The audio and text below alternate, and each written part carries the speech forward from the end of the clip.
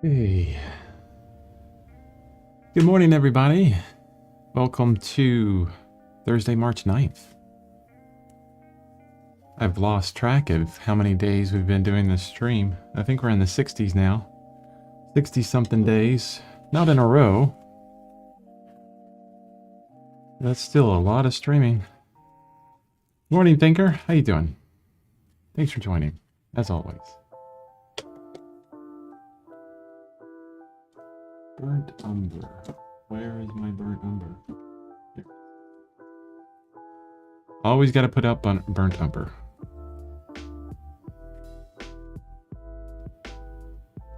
Okay, so last stream we got a lot done on the front body for the tiger.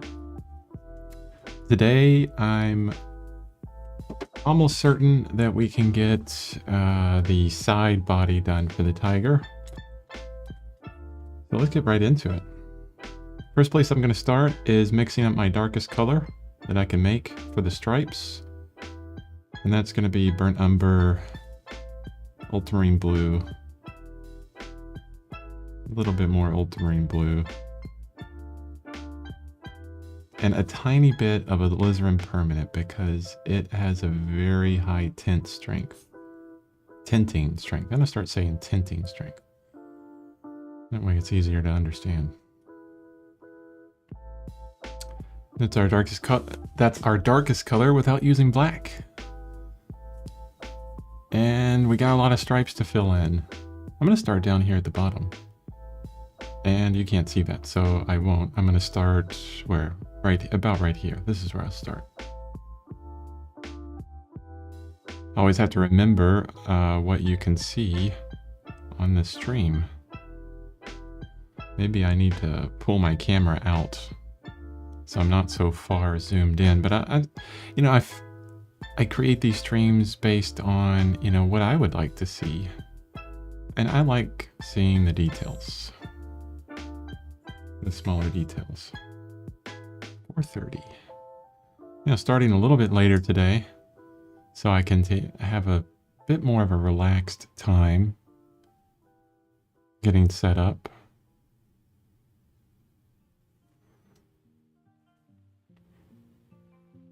So it's not too stressful for me. I'm going to continue to use these splotches, but I'm going to try and put them on in the direction of the fur as well.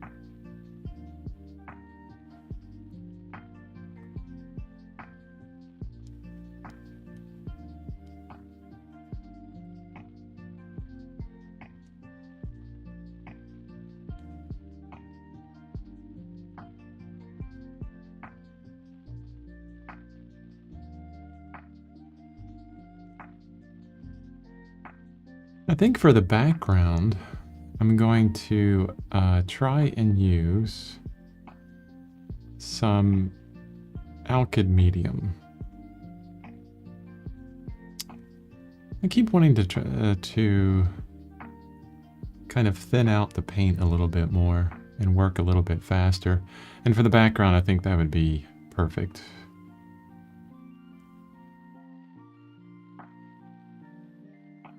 And I haven't used the alkyd mediums extensively.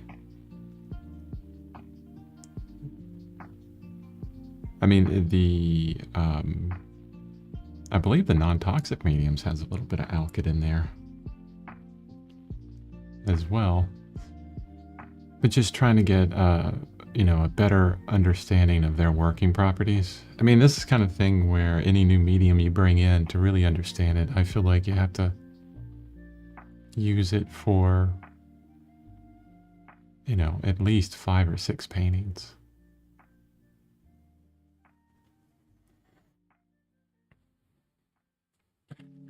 So how are you doing today, Thinker? Do you got any paintings going on? Any troubles in your art creation? I talk too much about myself. I want to hear more about others.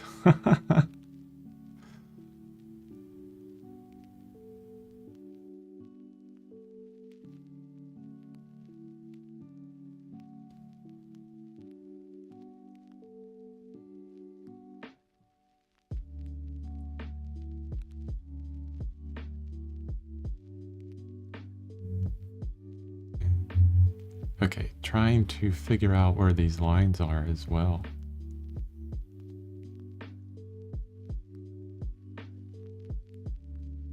And there's some details in here that I've messed up a little bit.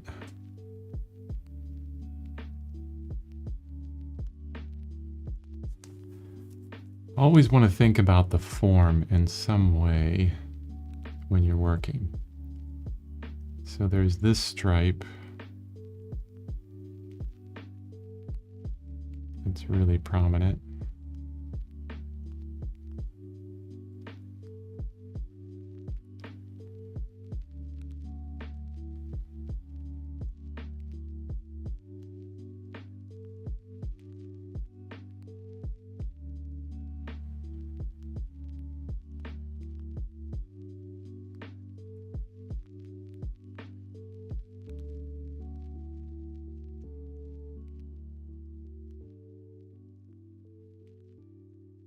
Okay. There's just all kinds of stripes going on up in here. Okay, there's a small one right here that kind of ends there. And then we have a jumble of stripes at the top.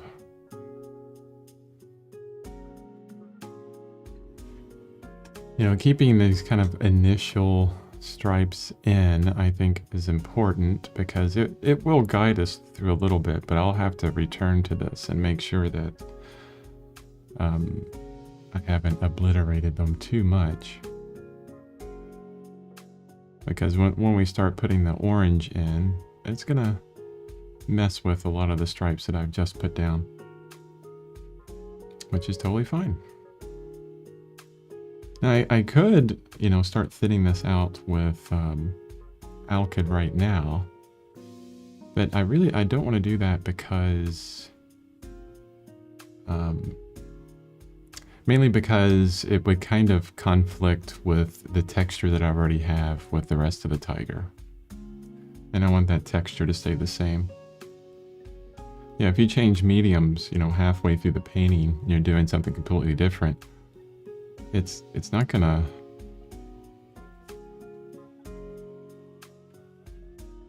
look exactly like, you know, kind of what you started with. Okay, this one's supposed to come down this way. Okay, there's a couple stripes down here that I'm gonna fill in really quickly. You can't see them, but it's the same of what I've been doing for the past few minutes. Just the stripes on the legs.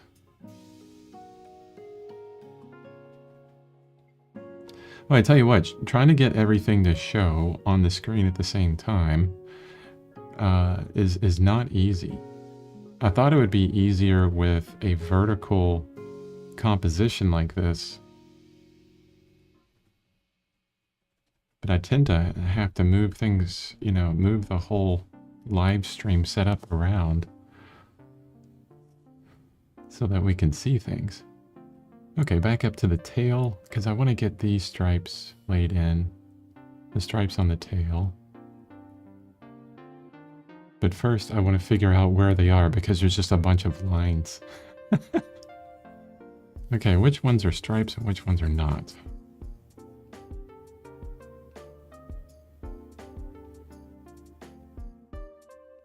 I'm going to say that's a stripe.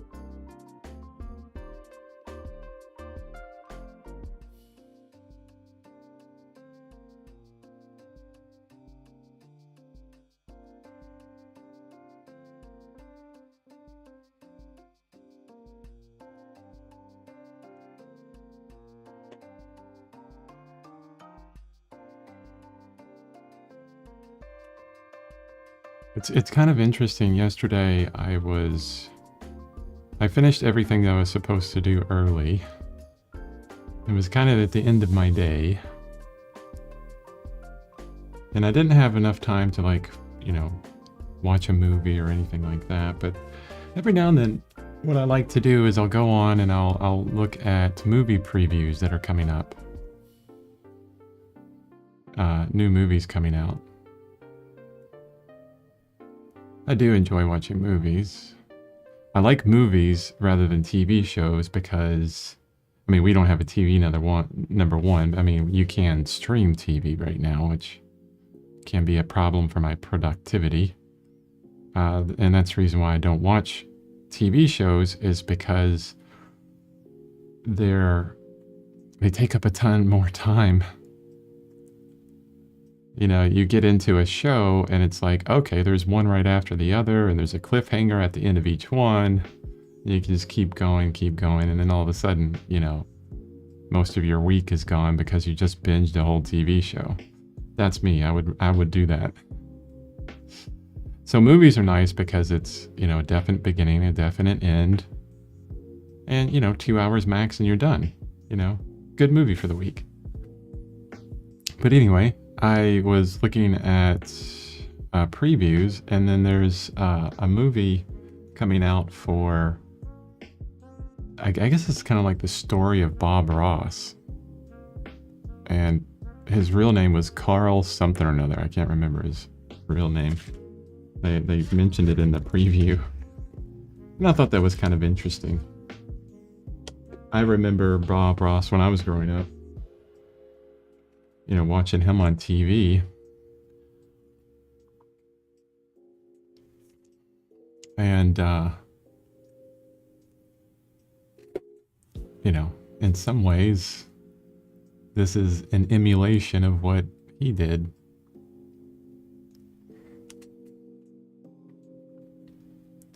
I forgot a stripe way down here. I'm going to throw this in real quick.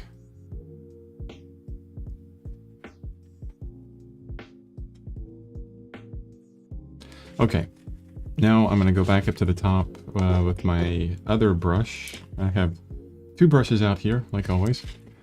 And we're going to make up our orange color. Oh, by the way, Thinker, did you have a chance to look at my website, chrisbeaven.com? I updated the latest posts for you so you could see the photos of the oil painting. And then, you know what's nice about that, and something that I really haven't talked about, it would make a really good video on YouTube, I think. It's very helpful. And that is, you know, taking photos of your work and putting them online somewhere. I have a friend of mine that he does that with Instagram. So he's got a private Instagram account, and just to track the progression of his work, he'll take a photo real quick with his phone and he'll put it up on Instagram. Just really quick and easy, you know. Probably not the best photos, but that doesn't matter to him. It's just all about, you know, seeing where his progress is. And what's great about that is you can, you know, get this other look at your art and really point out or pick out the problems in it right away. And the first thing that I saw when I was looking at some of the latest photos of this painting is on the right side of the tiger's head, there's a orange color that is just way off. It's too red. And that was before I really got clear on a kind of a base mixture for this orange, which I should be right on. Yep. You know, if I test it over here in an orange that we've already done, it could be a bit too much red. And a little bit more yellow. But it's basically transparent earth orange with a little bit of white and yellow in it. And then I can pull it in different ways from there. You know, more white, maybe more burnt umber, which burnt umber is basically the same color, just more gray, or, you know, less saturated, less chroma, whatever terminology you want to use. So mixing up my base orange, and this is where we're going to start again.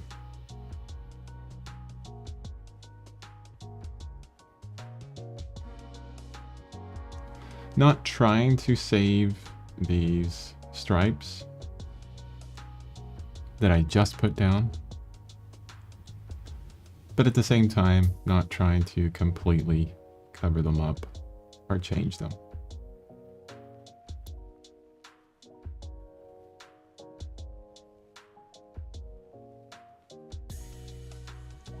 Let's lighten this up a bit more, and then we can get darker as we go down.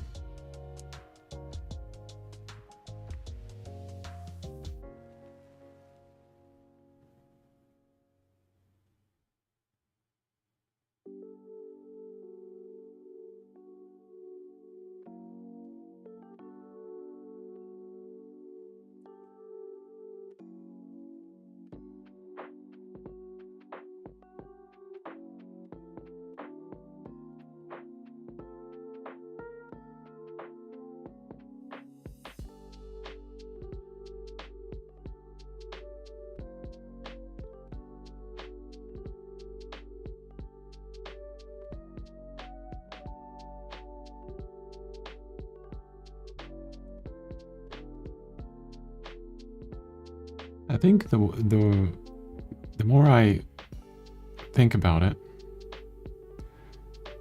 the next painting that we'll do is going to be a bit different. I don't have an idea of the exact painting, but I'm already thinking about the next one. As we artists always do, you know, we're always thinking about starting a new painting. Hopefully we are. And the problem with that is, you know, finishing the one that you're on. You know, that's where the patience comes in and the focus. But for the next painting I do on a live stream, if any of them, it's going to be smaller.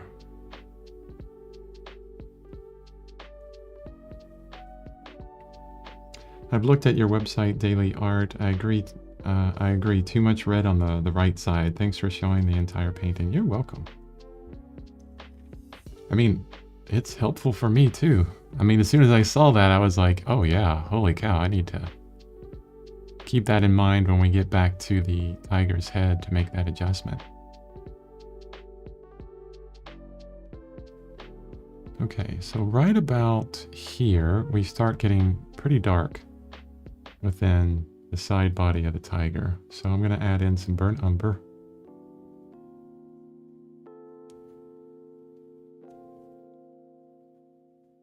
That could be a bit too dark right off, so let's lighten it up a bit.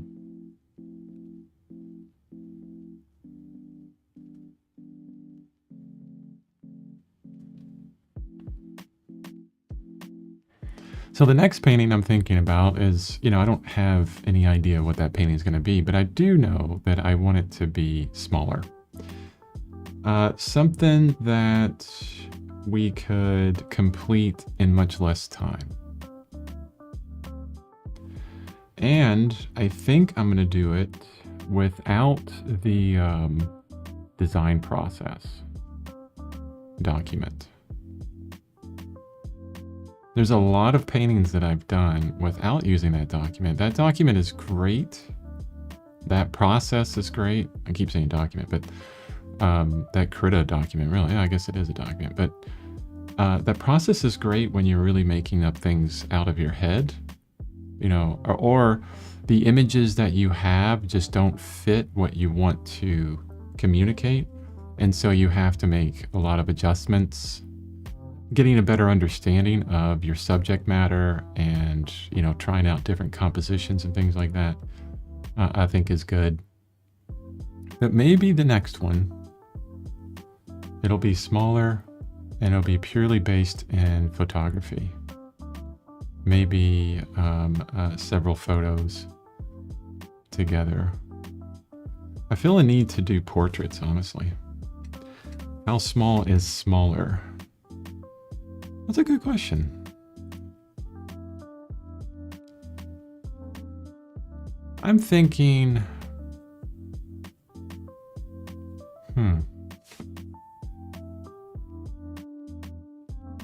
actually, let's base it on this. As I turn around and look at all of my supplies, I have too many 8x10s. So yeah, probably an 8x10, that small, which is a pretty small painting. It's a perfect size, though, I think, for any artist beginning out, because you can really complete those quickly and just learn a ton throughout the process. All right, getting even darker over here. And we need to start graying some of this out as well. Because it's getting into the white hairs that are in shadow. Will you go through thumbnail sketches to design the composition? Maybe, maybe not. It really depends, you know? I think the process that I want to look for, I want to try and get to if I go into the next painting, would be just arriving at something faster. That would be the main idea. So, for example, if we decide, like, maybe I want to take some images directly from unsplash.com and paint those, like a portrait. I'm kind of feeling like portrait would be the best thing. You really don't need to do a lot of composition with that if you're just doing, you know, a head, shoulders up, right?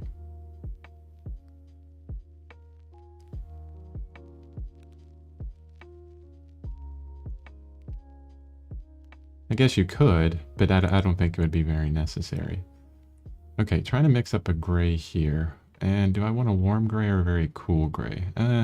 Let's go with a cool gray. Yeah, that's pretty close to the value that I want, I think. Pretty dark.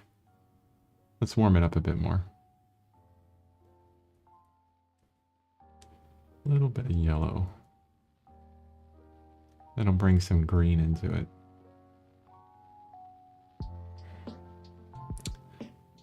Hey, good morning, Verified Misfit. So yeah, when you know, it depends on the painting you're trying to make. Maybe you don't need to go through that crazy multi-stage design process. Maybe the purpose of the paintings are purely academic and you want to just get better at doing portraits. In that aspect, it's kind of like, you know, get a bunch of photos that you like,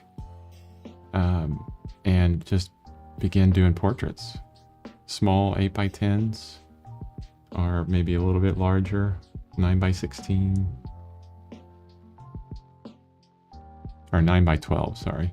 Or what is it, 12x16, 16x20. You know, these are all the sizes as you go up, all the standard sizes at least. Stay within the standard sizes if you can, especially when you're first starting out. If you continue to paint within standard sizes like that, like framing sizes, you can get frames that are much cheaper. That way it doesn't cost you an arm and a leg to put any paintings in a show somewhere. Hey Ashton, good morning.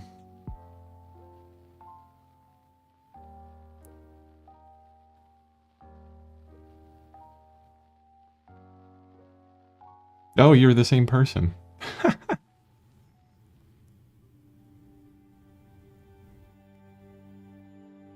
Cool.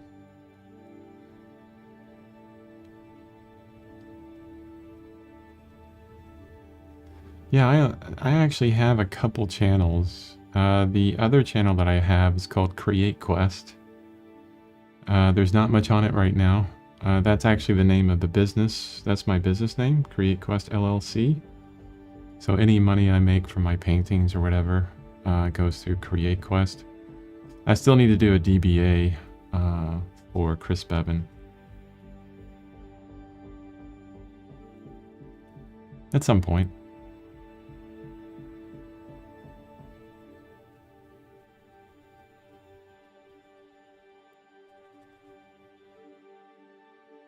If you guys are interested in starting a business, you know, as an artist, you know, being a full-time artist, I would highly recommend Zen Business Online to help get your business started. I mean, there's a cost up front. I think it depends on your state, but it's like $200 or $300.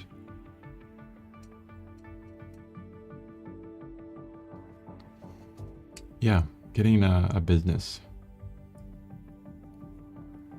This is actually the second business I've created in my life. Years and years ago, I had a business doing murals in Florida, no less.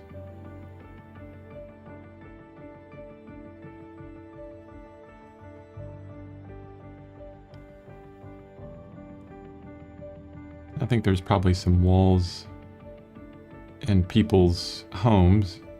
I did a lot of kids' rooms that still has my mural, my paintings up there.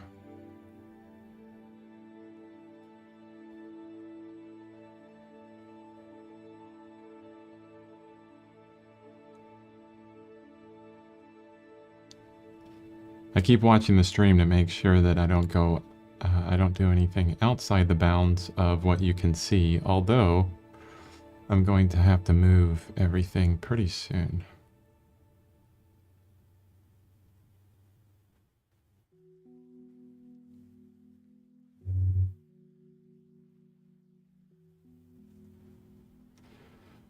I try to stick to using this account when watching art stuff. Yeah, well, that's cool. I'm just glad you showed up. Thanks for showing up. Hopefully school's going well for you.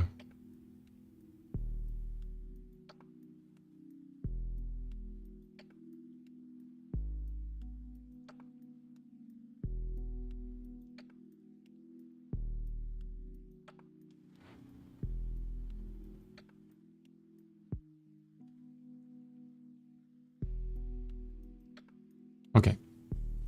All right, now I need to move some things around. I don't think I can go higher with my canvas, so I'll have to bring the camera down.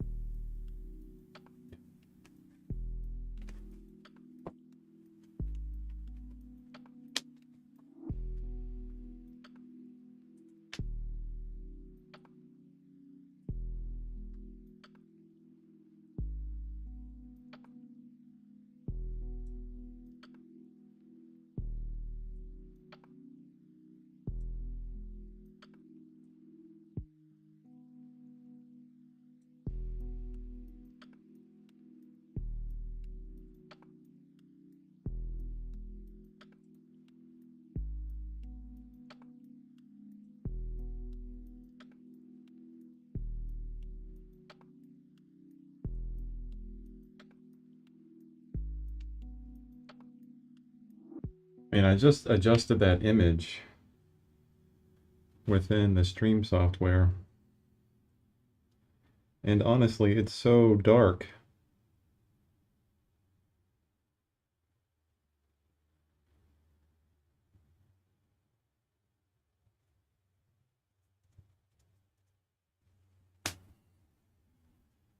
Not much to see.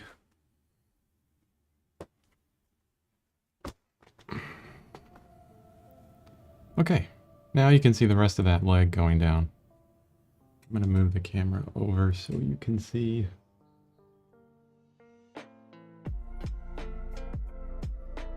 Yeah, we'll even get a little bit of the feet in there, at least the right foot.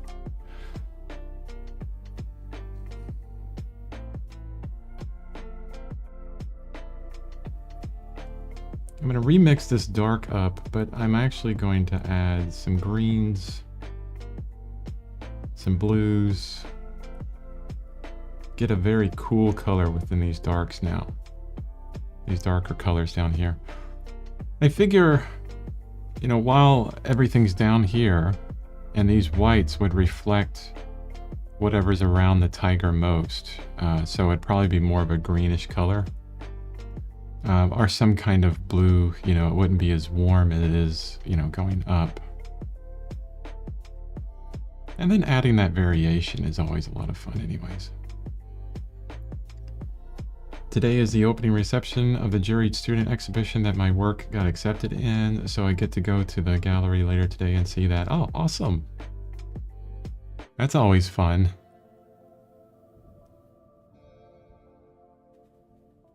Do they have an opening show?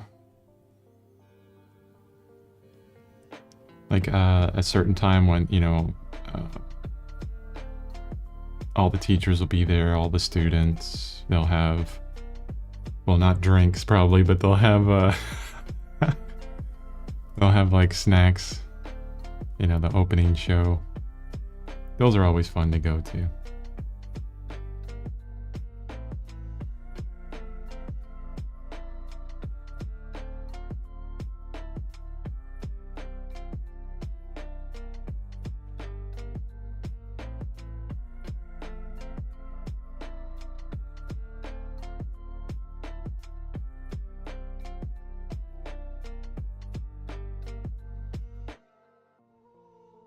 I'm kind of scrubbing this in now.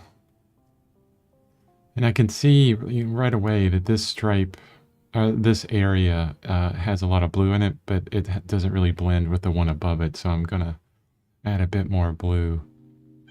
This kind of bluish color up there.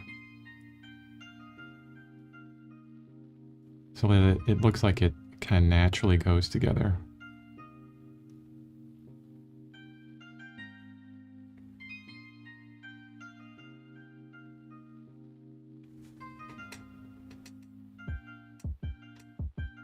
Yeah, that's looking pretty good. Ah, 5 p.m. today. Nice, nice. I'll be in bed, but hopefully things go well for you. You'll have to report to us. Let us know if you won anything, what you thought about the show.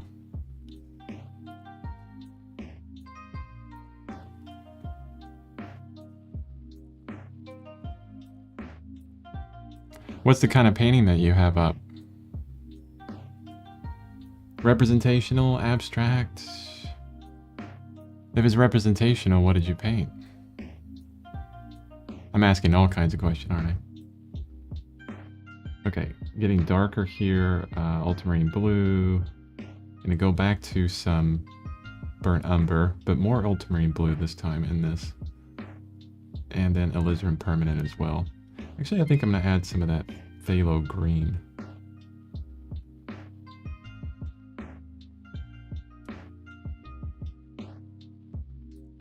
Yeah, nice and dark.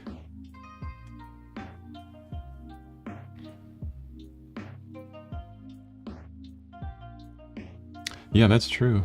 Talking to other professors there. Building up some relationships in that way.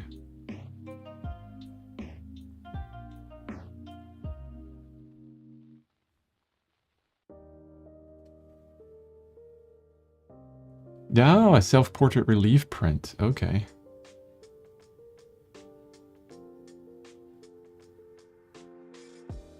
Very cool. Now, when you say relief, do you mean, what do you call it? Intaglio? Like copper plates? That kind of printing? I forget what they call that. It's been forever for me.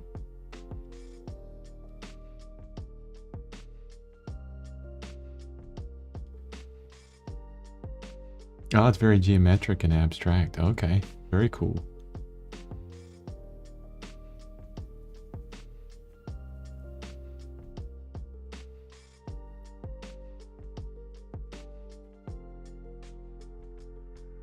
Lino cut. Okay, yeah.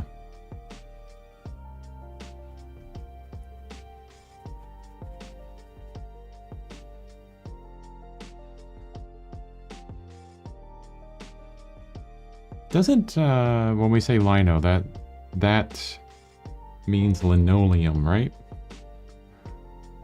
That's the actual material. We shorten it to lino. I know a lot of times. Or the people that do it do. I don't. I know the material you're talking about. Just went to the art store. You could get a bunch of those pads and then all the materials. Really fun. Because you can use that. That's the kind of printing that you can really take anywhere and do. Not like lithograph. I loved lithograph, and the problem with lithograph is you need special, these huge, like 200-pound stones and special press and all this other stuff. It's like, yeah, I'm not going to be doing this outside of school. It was a fun art to do. But that's linoleum, right, Ashton?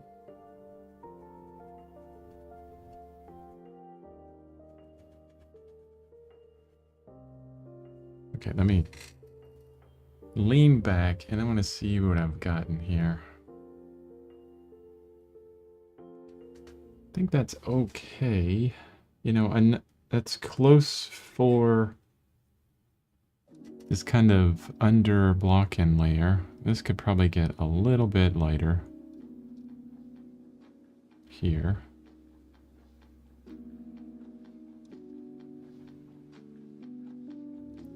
At this stage of the painting, honestly, what I'm looking for is a point where I'm uncertain.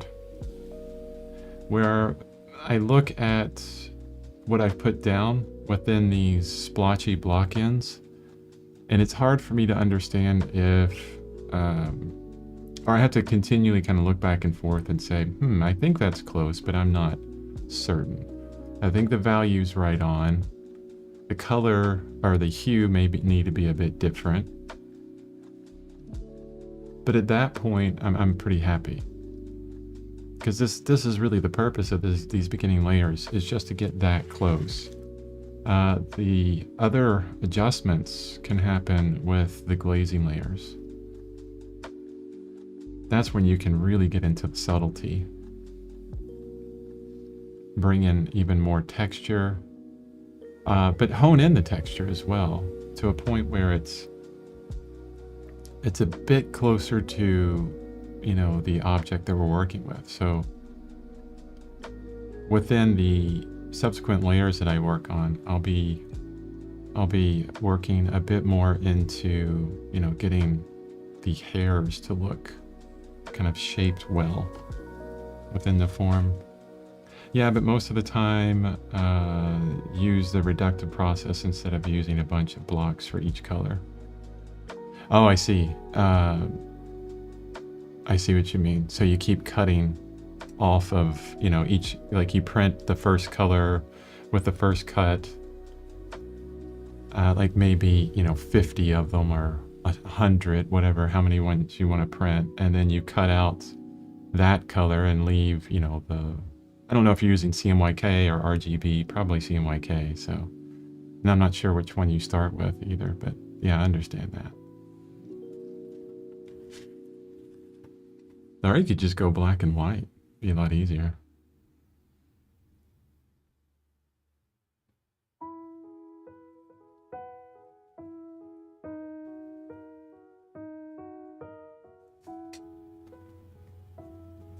But color is fun.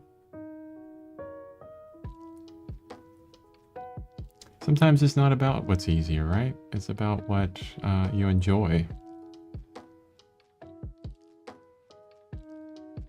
See, prints, doing prints like that, that's where I would spend, you know, 10 times the amount of effort in the composition and design stage of the process. With our design document that's for download with the resources. Which, by the way, you know, segue into that.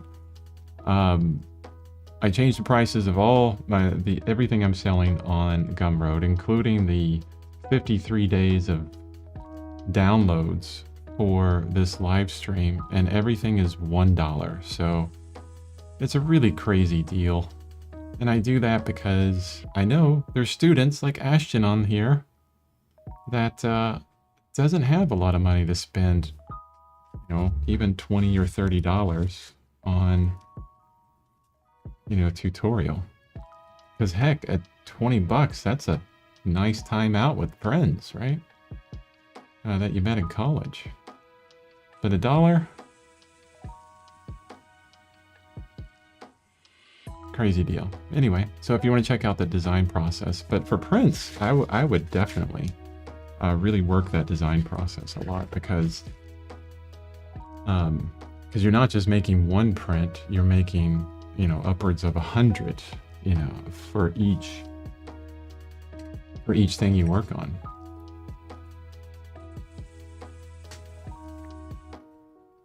Okay, so I'm leaning way back here. And I definitely darken that up a lot, and I think it's good.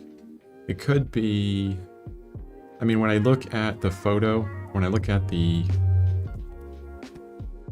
full image of the tiger, oh, I wish I could switch that for you guys really easy, but I'd have to walk over to my computer. When I look at the photo and everything, it looks pretty good. The only place that I want to change, and I need more lighter color, so transparent earth orange, a little bit of this yellow, and a little bit of white. Probably too much white, no problem. I want to get a connection. All right, let me bring the camera back up. Then I'll have to move it back down again.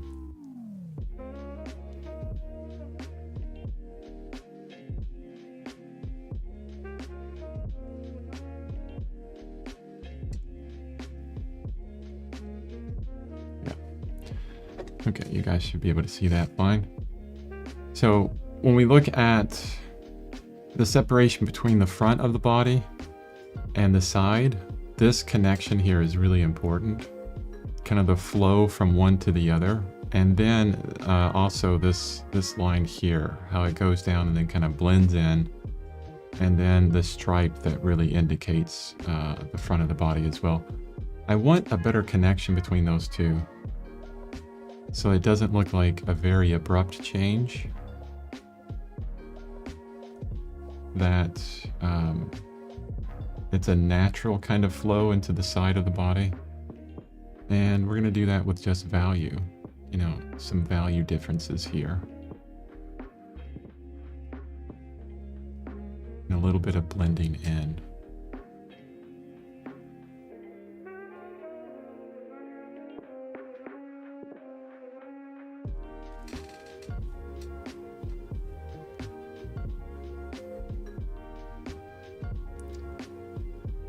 And to bring the hue together all the way up here as well, because we did this maybe a day or so ago, this area,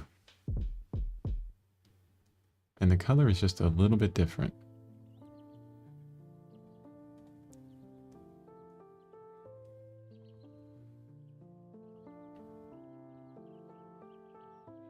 Yeah, $20 is half of what I pay for 4 sheets of Stonehenge paper. Right. And then, yeah, it's so expensive. Yeah, the paper, the printing paper is super expensive. That's another reason why you want to really work on, you know, the process that I showed. You know, not to try and sell you here, it's totally up to you, but the design process I showed within, I wish I could point out the stream number. And well, I went through the whole compositional process of creating compositions. Because if you're going to spend, you know, 80 bucks on paper and, you know, I don't know how many hours of your time printing out, you know, print after print after print, you want to make sure that the composition's, you know, well done. Because that's, you know, there's a lot of planning, a lot of time and effort that goes into that. And the only reason why I'm kind of saying that is because it's really helped me get a better understanding of my paintings and come closer to a more successful painting each time. Like if I had to do it in percentages, like you know, this is qualitative, not quantitative, but If I had to do it in percentages, I would say that before I was doing that design process for some of these paintings, I was successful maybe, I don't know, 30% of the time? Maybe that. And then after that, you know, it went up to about 70% of the time. I felt like the painting was more successful. Getting that understanding of, you know, composing the image for you know, for what you're trying to say, getting an understanding, a better understanding of the story you're trying to tell, the narrative, especially when you're working with abstraction. I mean, that's super important. It's all composition at that point.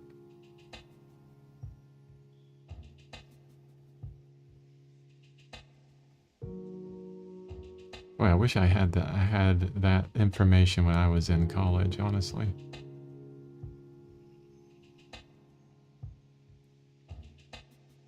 No, not much on the internet at that time. Okay, that gives a good separation and a blend, I think, within that. So I'm happy there.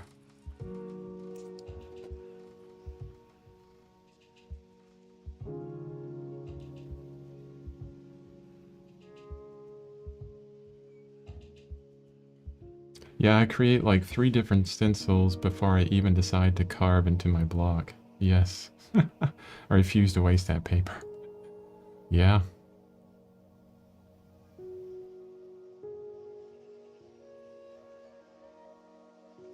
I can, you know, I can understand. I did a lot of woodblock prints. I remember I was doing those in my garage in Florida for a while. Those were fun. Okay. On to the next step. We need to finish up the toes. Tiger toes. So I'm going to position the camera way down there. Oh, geez. It's kind of a really odd angle. Sorry, guys. The most important thing is that you can see it, at least.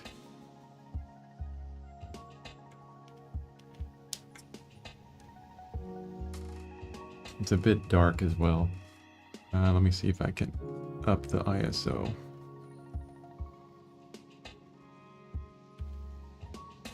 There you go. A little bit brighter on you.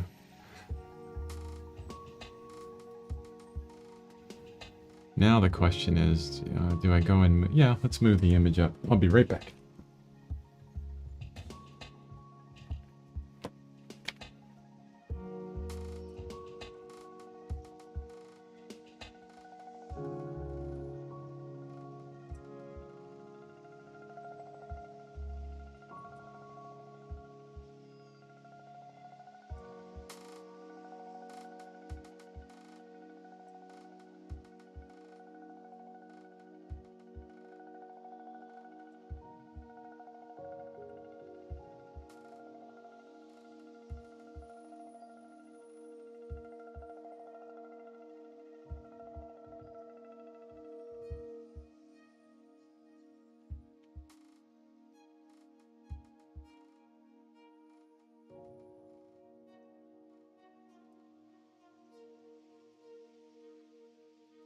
Boy, there's a lot of glare for my palette.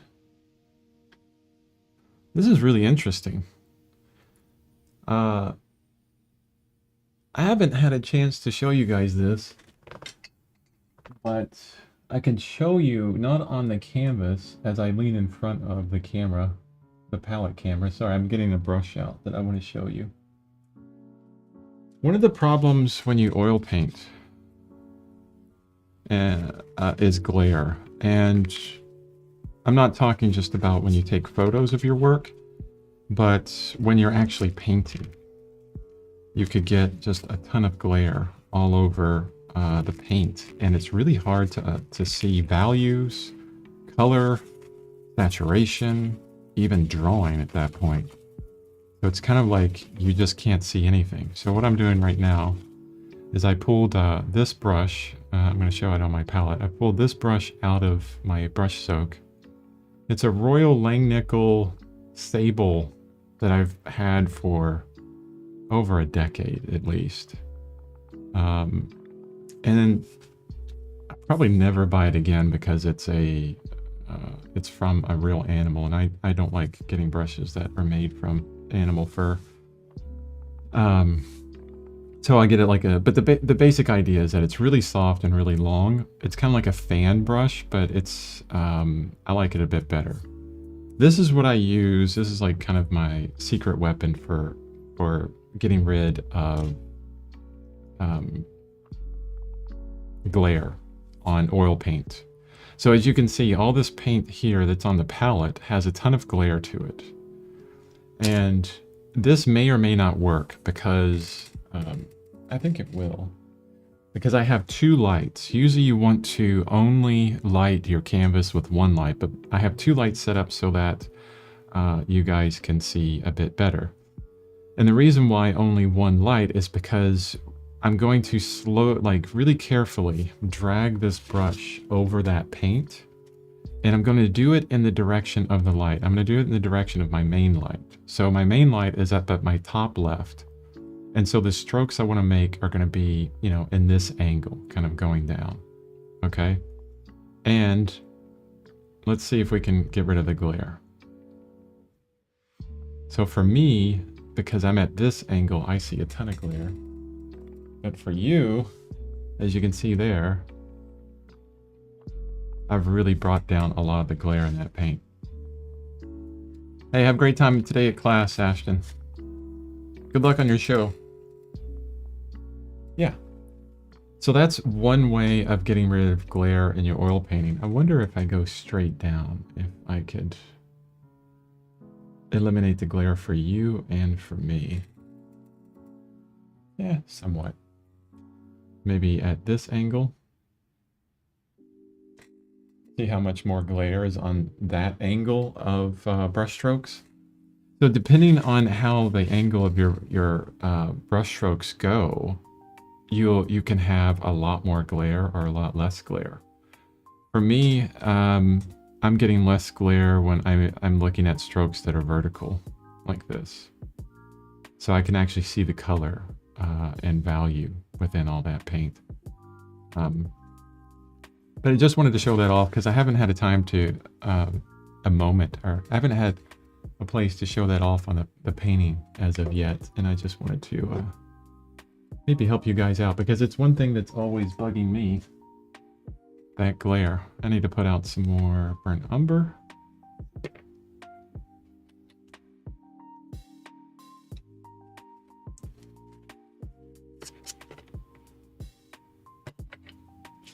It's really fun having people regularly show up for the stream, and we get to know a little bit about their lives and how, you know, where they're at in their artistic journey and their career as artists. To say, oh yeah, I've been there, and maybe help out a little bit. That's a lot of fun. Okay, on to the tiger toes. I like saying that, tiger toes. And I need much more paint. Gonna go with my dark color first, and then just gonna add some white to it. Very gray down there. Most of the toes are white in coloration. Well, local color of the tiger toes is white, but it's going to be a bluish gray for us. Maybe a bit warmer than that. Let me see if this is too dark. Yeah, that could be a bit too dark.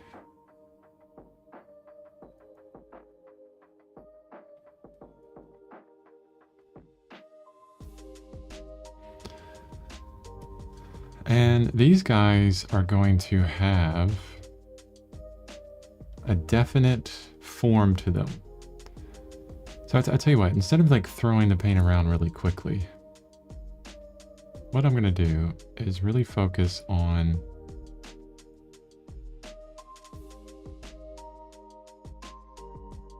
the form of these.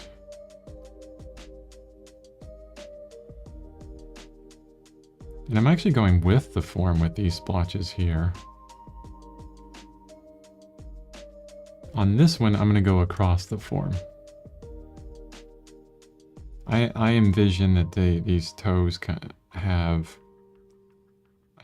you know, for the whole foot, there's an overall kind of curve everywhere, like a vertical curve that comes out and down, a horizontal curve that goes around like a, you know, a smiling face, like a concave C curve. And then each one has its own C curve.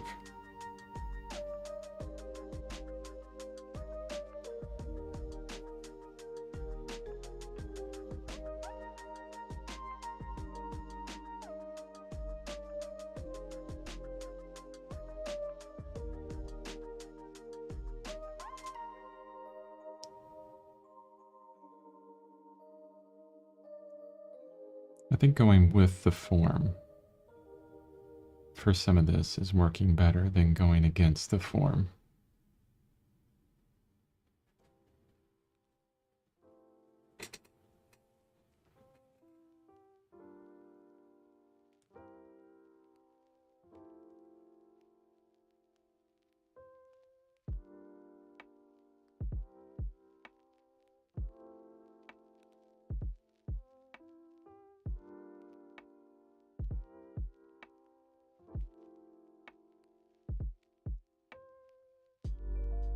I just needed a lot more paint.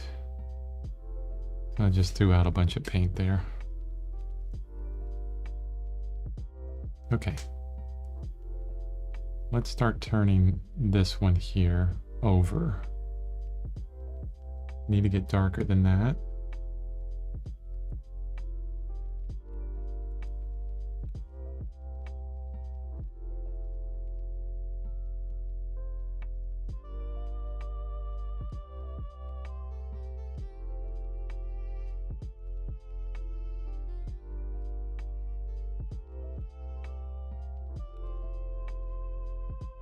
I'm also going to try and lose this edge, a lot of these edges down here. Really blending those in.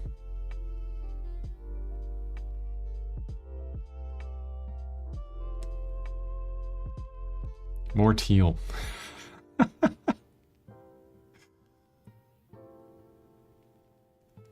I'll bring it in a bit.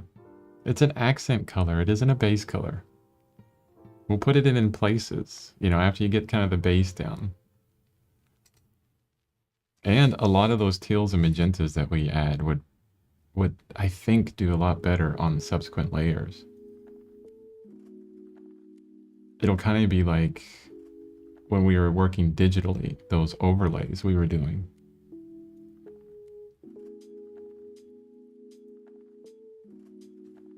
That got really dark quick.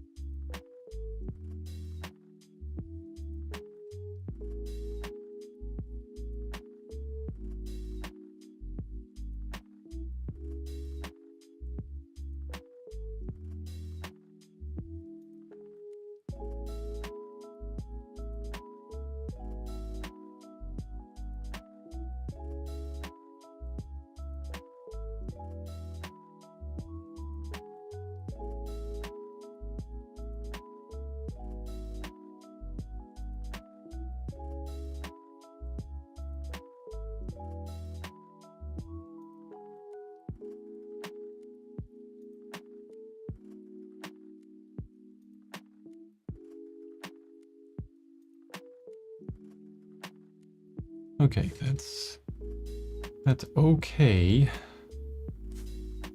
But there's a blending of orangish brown down there that you know, the where this orange stops is too abrupt. I need to go darker with it a little bit. And it's too intense, honestly.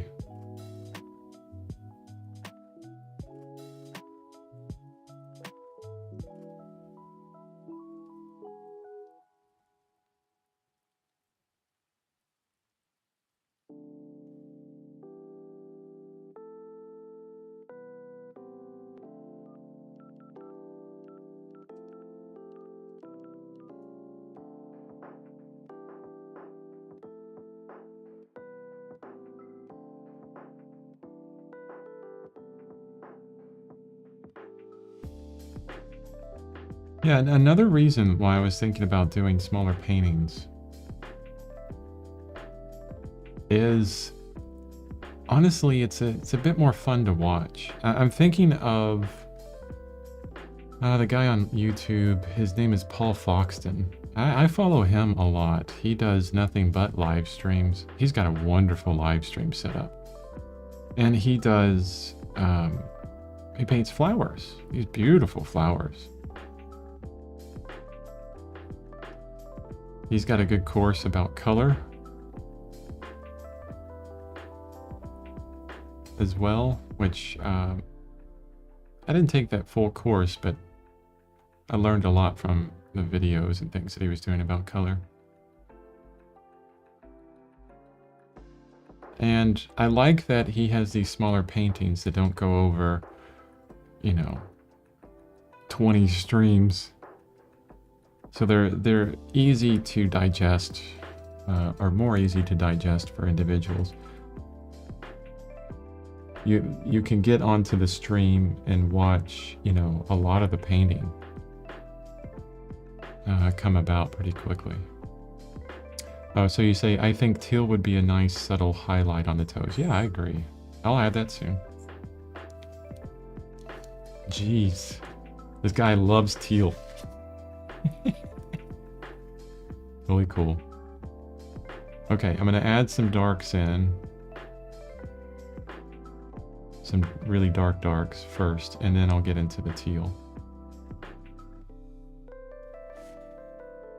Because we have a separation, a definite separation with a darker value here between these two toes. And I want to lose a lot of these edges.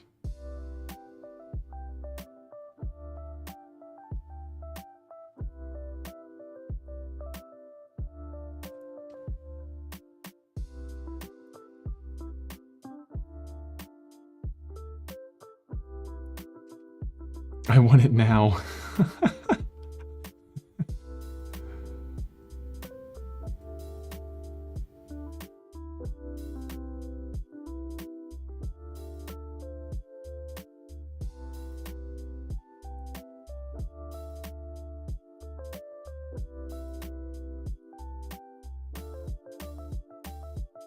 All right, that's good.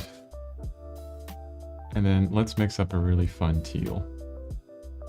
Boy, this, man, I keep forgetting the name of it.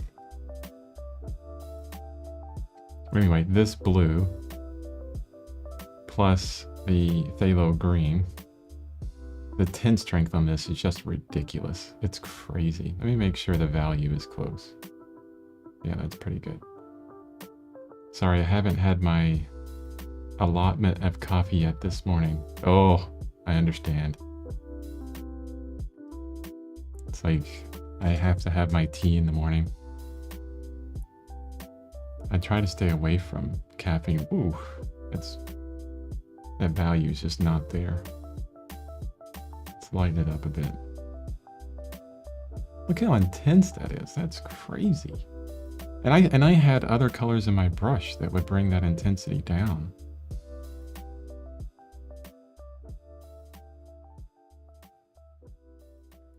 I tell you what, one thing that we have on this painting is a huge upper threshold of intensity that we can add to it.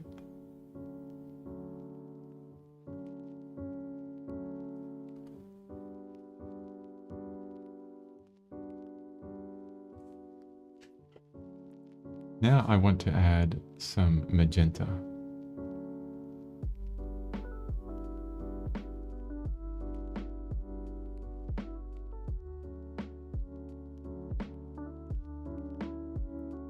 And another reason why I'm talking about doing smaller paintings is I know the length of time that I'm going to be working on these subsequent layers. And the progress is going to seem glacial.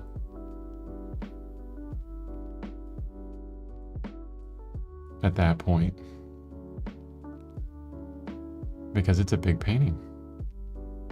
And I want to do it well. I don't want to just slap it together just so it looks good, you know, so I can get the get it done on stream faster.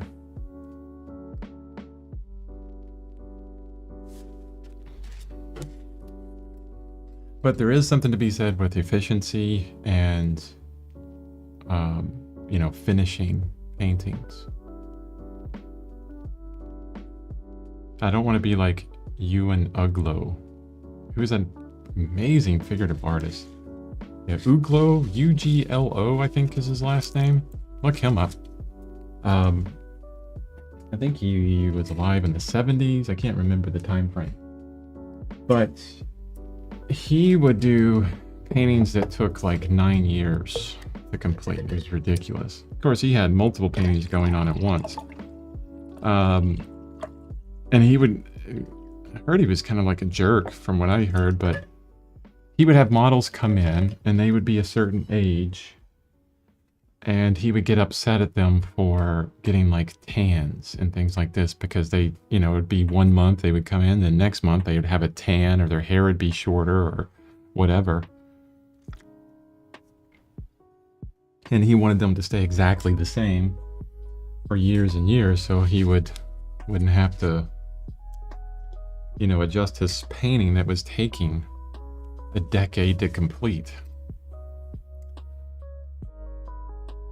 Like, he would paint still lifes of pears and things, and the darn pear would rot in front of him, and he'd continue painting it, keep adjusting for the rot. Kind of funny. There's another guy, I'm trying to remember his name, but he was kind of the beginning of this daily painting movement, and who I was looking at was influenced by 10 years ago as far as, you know, painting every day, or at least a painting a day, which is not really very achievable, honestly. And he got into a lot of paintings that would change as he's painting them. So like he would pour he would paint kind of, it was almost like a animation.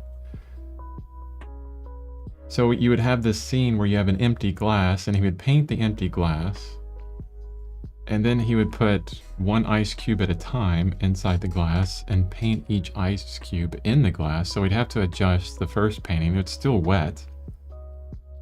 And he would take photos of it in the process, in each process.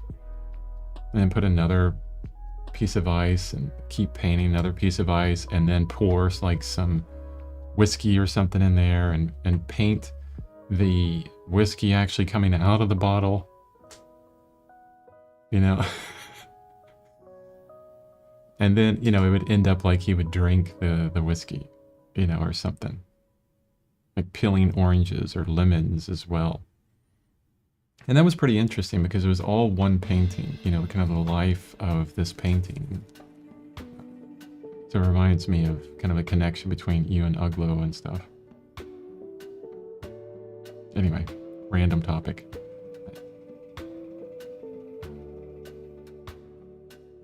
All right, back to focus on this.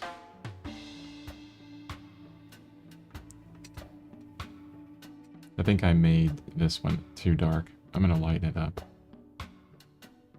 in some places. I'm gonna add a bit more saturation to it as well.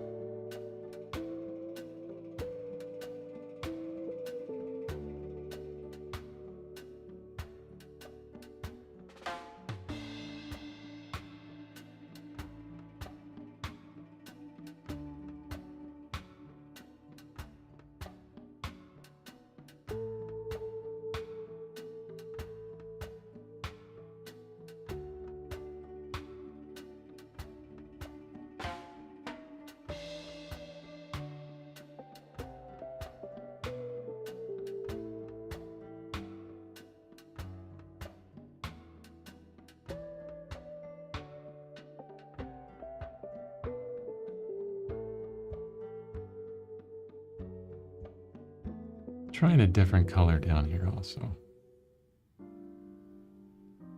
More saturated orange, but that value is way off.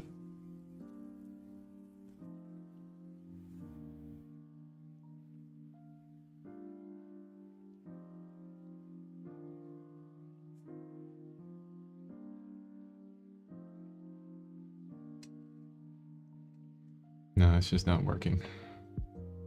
I need to get back over here.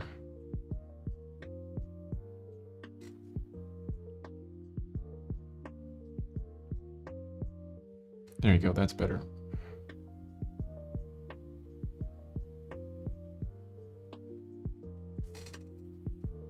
All right.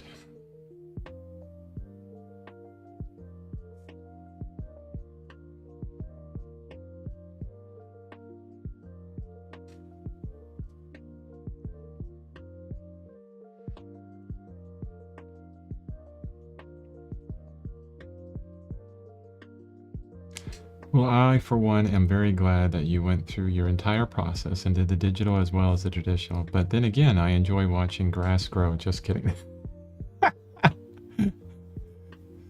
That'll be the description for my live stream. I'll make a preview for it. And it'll start out with, do you enjoy grass growing or watching grass grow? Then you'll love my stream. In a day and age where attention is a superpower,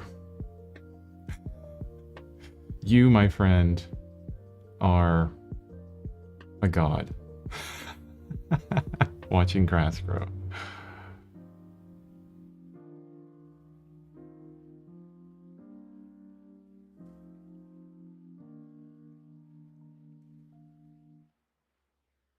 I've read several books that have said the same thing. One of the most valuable skills that you can have today is focus.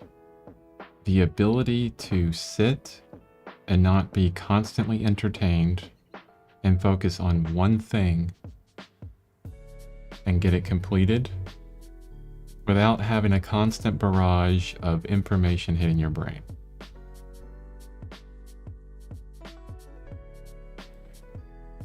I remember in one of those same books, they were talking about, I think it was like back in the 50s, you know, TV had come out or something like that, or radio, and people were complaining about the barrage of information that was hitting them all the time and how they really couldn't focus on, you know, what they were doing. There was people that were just kind of addicted to one thing to the next, you know, these dopamine kind of hits in our brain constantly. And this is back in the 50s. One statistic says that we get, you know, us today, we get more information in one day than people did in a lifetime 100 or 150 years ago. Isn't that crazy? Like, we would see more information in one day than people would get in a lifetime.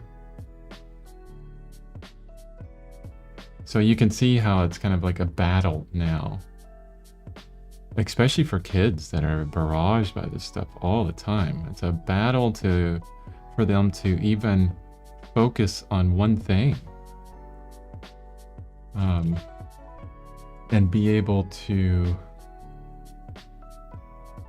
finish a painting, a long painting, a larger painting, something that takes more than an hour or two of focus and interest before they lose interest and they're on to something else. So as I'm saying that, maybe I'll rethink it. Maybe I will continue to just do bigger paintings. Because I think it starts with us, you know, the older people that understand that that's a problem and that you have to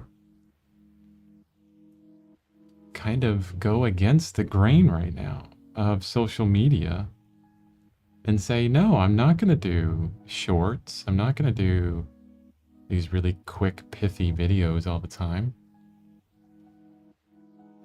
I want long periods of silence in my videos because that's what I like, or whatever.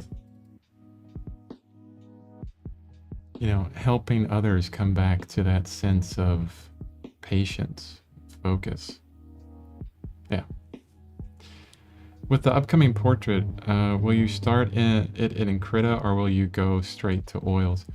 So I'm not certain if it'll be a portrait or anything. Just kind of, you know, spitballing around right now because it's going to be weeks before we finish this.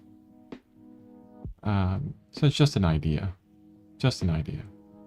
But if I did a portrait, and let's say that I just quickly got an image off of Unsplash or Pexels, and I was like, I really like this photo. Or maybe I bought it, because I have a lot of resources that I purchased from ArtStation that have just beautiful photography of figures and portraits.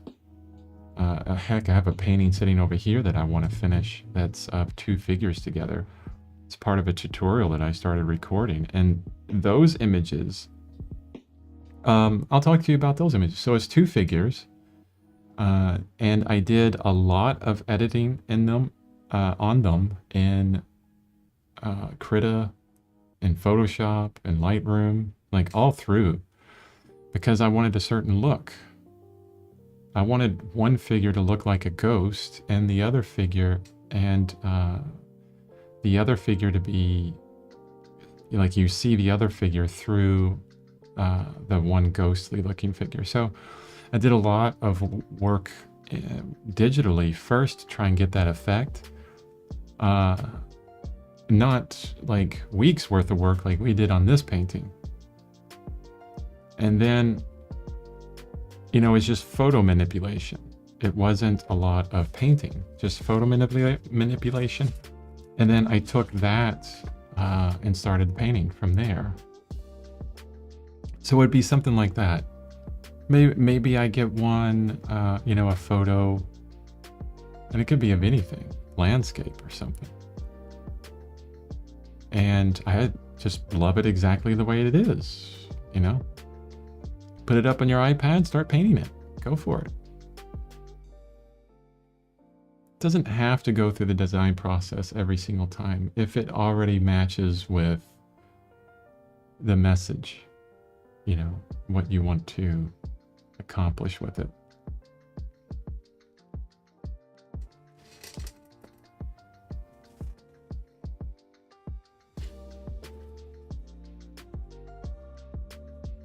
Yeah, getting data is very different from absorbing information. And the problem is the absorption, right? Because it takes time to absorb information. There's processes that your brain has to go through. Repetition. Spaced repetition.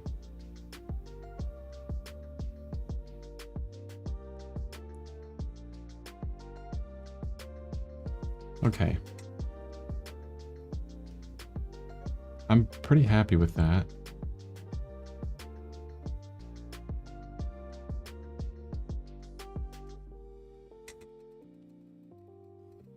Somewhat happy with it. I'm gonna add in a couple other things here.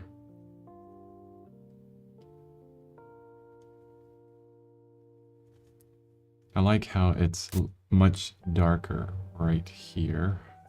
It needs to be darker.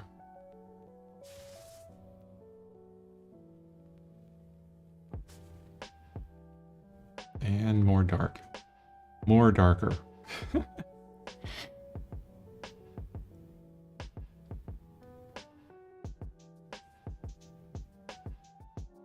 Oh, the one thing that to remember, you don't have to paint over a section to change its value. You know, you don't have to. Like, if I want this darker, I don't need to paint the whole little area darker. I could put like just a few dark splotches in there, okay? And that will change the overall value of everything. And it'll also keep a lot of texture and interest as well. Again, it's that idea of, you know, blended versus broken color. And I'm always going to go for a more broken color look. I think it has a lot more interest to it. I think it has possibilities for adding more texture. Not only just, yeah, just mainly for the viewer, for me, really. I like to see the paintings dissolve the closer I get into nothing but strokes.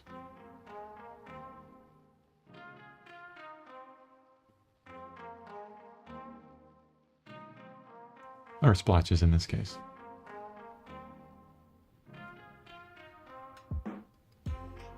Okay, that's pretty good. Where are we at on time? 5:50. That's a good place to stop. So that's hour and 10 minutes, or no, hour and 20 minutes. Let's look at the painting. I'm gonna try something. And this could be a disaster, but I'm gonna try it anyway. So the first thing I want to do is turn on autofocus on my lens. And I'm gonna have to stand up for this.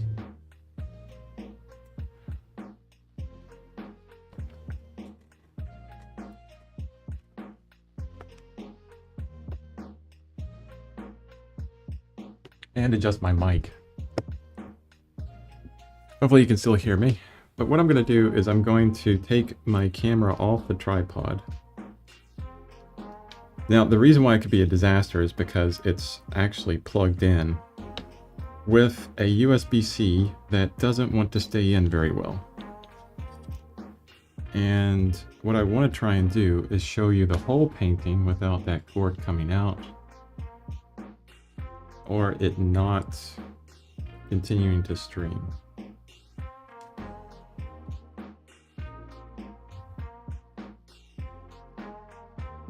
And I'm pretty far away from the canvas right now, but hopefully you can hear me fine. You're going to see a lot of glare on the painting right now because of the angle that I'm at, especially around the head, but this is what we're looking at so far. Oh, and it looks like everything tilted to the side. Oh, my camera did that. Let's see if I can make a change there.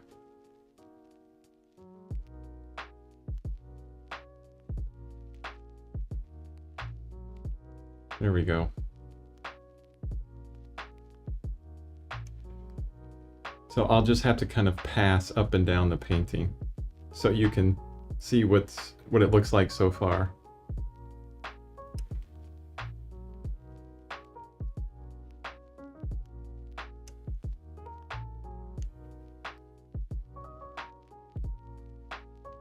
Okay, so that's what we're looking at. I think it's looking pretty darn good at the moment. Especially when I stand back. We have a really good base of splotchy color everywhere. Some values are not where I want them to be. Some colors are not where I want them to be. But the subsequent layers are going to give us the ability to really clean that up. Now, if I move over here, I wonder... Yeah, I could probably get rid of some of the glare if I change the angle of the camera. Now you can see that splotch on the right-hand side of the tiger's head is a bit too red. But that's okay. We'll figure all that out soon enough.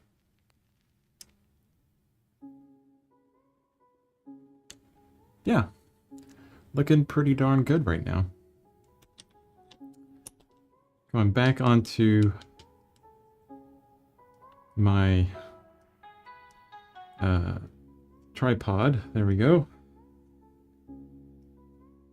So for the next stream, I'm going to go all the way back up to the top. So I'm going to drop the canvas down. Let me drop the canvas down.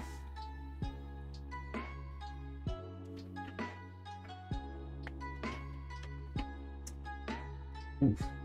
All the way down.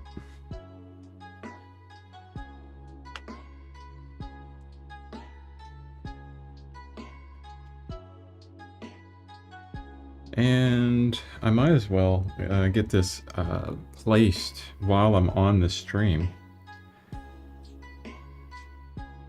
But I think what, well, I know what I'm going to do next is I'm actually going to go, I'm going to work on the background behind the tiger. But what I want to do is I want to change the camera so that it's backed up a bit further and you guys can see everything at least a lot larger. A larger space on the canvas. So you're going to be at a more extreme angle, but you'll be able to see more.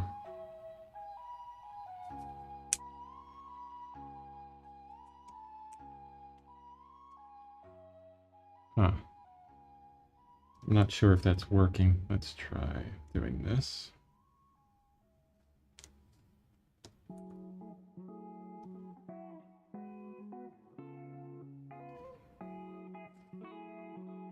Okay, the next thing I can do is I can actually crop in on this sensor.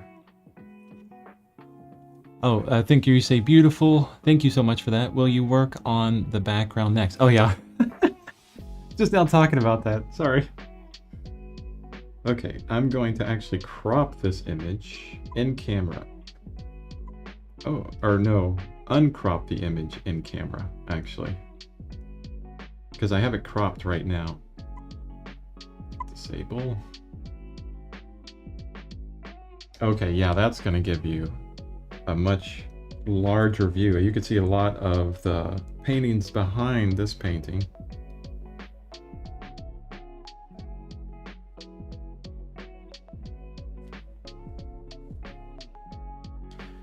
And I wish I could position the camera a little bit closer. The one thing I want to watch out for as well is when I sit down, because I'm literally right next to the camera, I could easily put my nose right in front of the lens or my head. I do that. If I lean in, if I'm right here painting, so simulating painting, I'm right here, I could be in front of the camera. So tell me what you think. Is that too far away, or do you want to see more detail while I'm working on the background? And it's a little bit off kilter, honestly. Straighten it up. And I gotta fix my mic so it's actually pointing to me.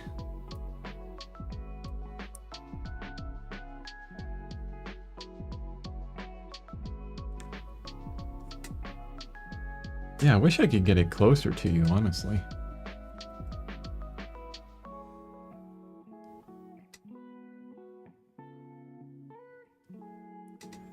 I guess the other thing that I could do is I could go for a vertical shot.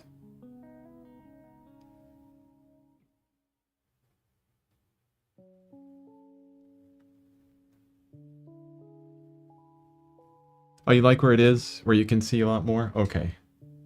Good. And I can even tilt it down a little bit more.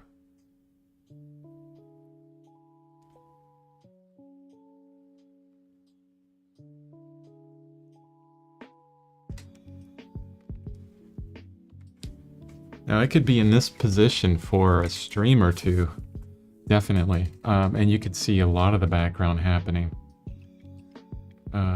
all at once without me having to move things around everywhere. And then all I have to do is just zoom out the photo a bit.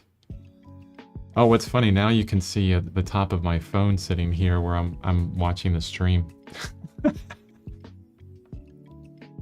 That's funny.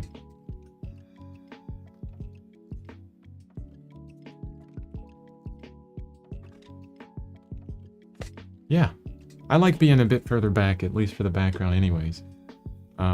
I may even get out a bigger brush.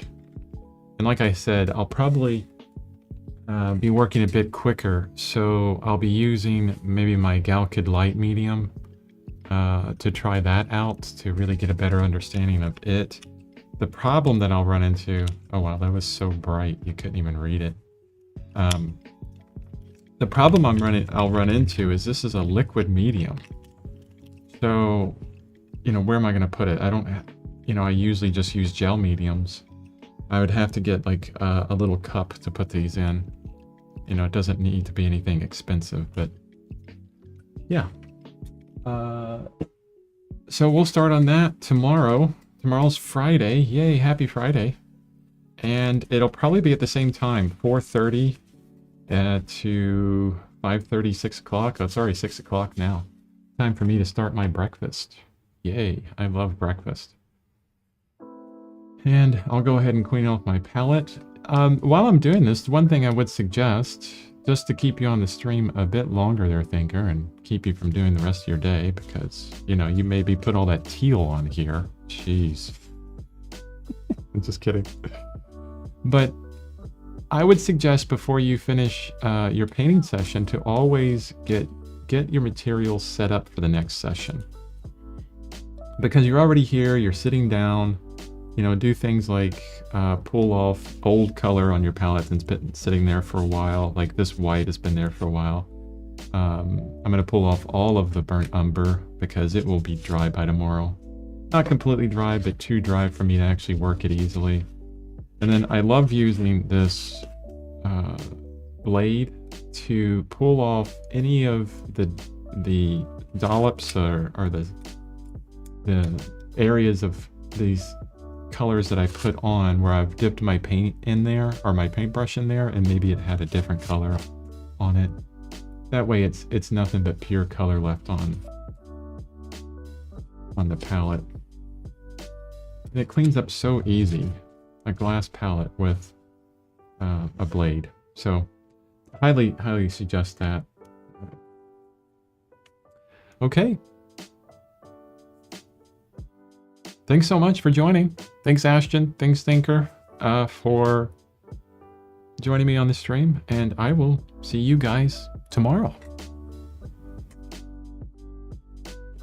Have a wonderful day.